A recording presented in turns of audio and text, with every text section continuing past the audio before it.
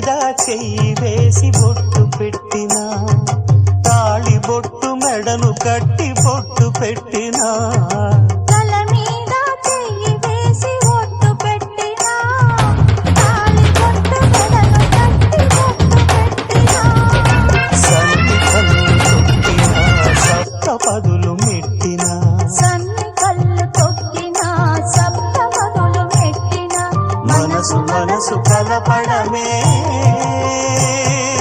మంత్రం పరమార్థం. శ్రీరస్తు శుభమస్తు, శ్రీరస్తు శుభమస్తు. శ్రీకారం చుట్టుకుంది పెళ్లి పుస్తకం, ఇక ఆకారం దాచుతుంది కొత్త జీవితం.